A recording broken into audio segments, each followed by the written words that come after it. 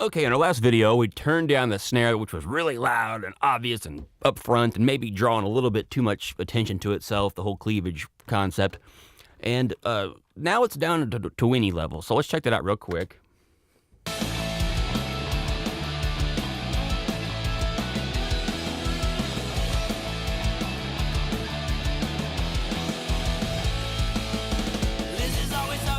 Okay, and there's nothing wrong with that right there. That's a decision we could make to go with a smaller snare. Most people are going to go big because people go big on everything, and of course that doesn't work either. But what I want to do now, we're going to keep it down, and then let's go ahead and take a listen to the snare bottom. And I've EQ'd the snare bottom just a little bit, well, maybe a lot, whatever you want to call it. Let's see, I got the Cambridge, and I'm taking out some low mids with the shelf and boosting just a little of that cracky fizz type stuff up at about 7.5K, give or take. So let's listen to this, and this is the real drum. And this drum was not good in the room, but let's listen.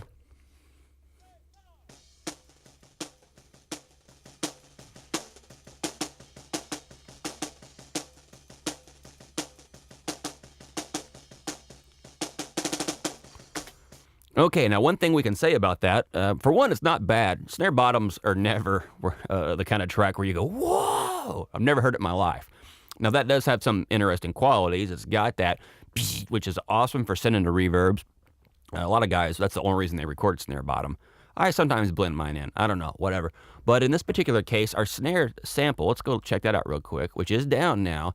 It's pretty chunky. I mean, there's some crack to it too, but it's got a lot of oomph.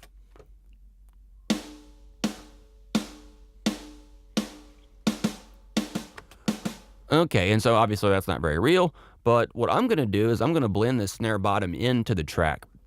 And not enough to draw attention to itself. Definitely don't want the cleavage sound on this. I mean, because that's that fizzy, it's kind of useless.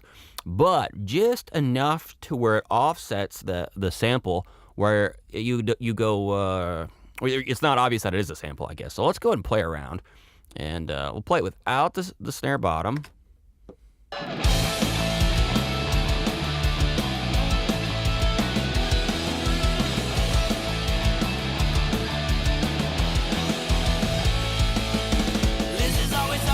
All right, I'm going to put the snare bottom in, and listen in particular to that drum fill right here.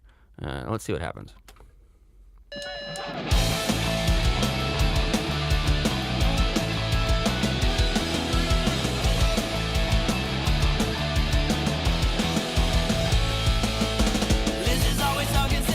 Now, it has a certain quality to it, almost like you're hitting a piece of paper a little bit. And that's not a terrible way to go either. I don't think too many of you guys are going to list of your favorite snare sounds to the paper sound to be on top, but that doesn't mean it's not useful. Now, we can use more of the sample and less of the snare bottom or vice versa, but what this does do, and there's no question about it, is it's given us a realistic thingy. In a world where we have this ultra fake thing, which does seem to bother a lot of people,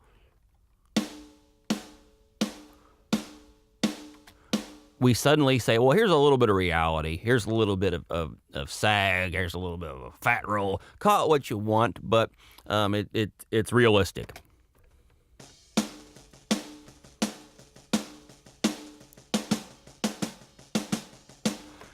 And because the trigger does a great job with dynamics for samples, but it's still not the same thing as a human.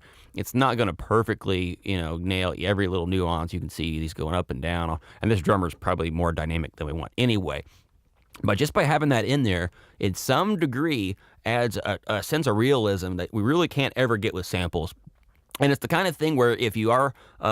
you have a client who says, I don't know about this sample crap. Well, for one, don't ever ask and don't ever tell, just mix. But if you do have a situation where they're kind of watching you close, well, just use a lot of the real stuff. And that's the thing about the sample business.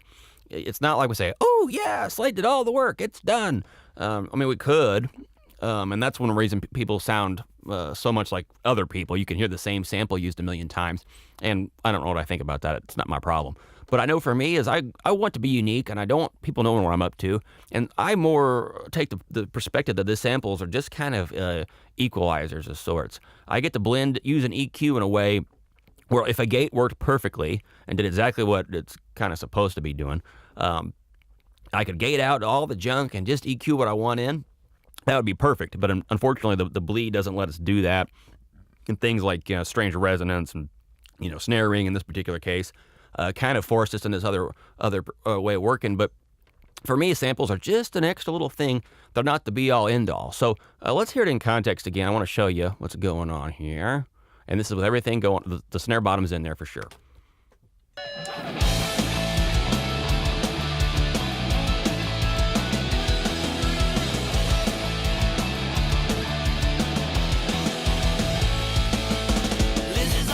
And maybe a little thin, but maybe a little bright. But for me, it feels real and it feels good, but still popping up loud. And of course, we could just take that EQ boost off at 7K. I'm boosting 5 decibels. So let's see what happens if we just kind of leave this sample or this snare bottom quite a bit more natural.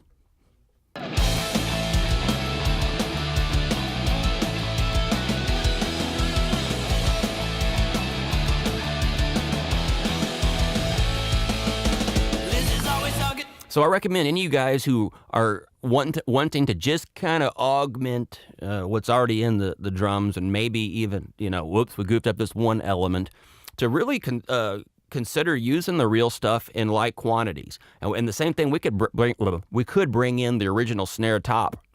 Maybe take that ring out that we had problems with and maybe just thin it up, EQ it, whatever we have to do, and just blend it in there enough to say, okay, there's 10% of that in there, just enough to kind of reduce the fakeness and reduce the reliance of the sample itself. Or you could just do what I do half the time, leave the damn sample really freaking loud and say it rocks.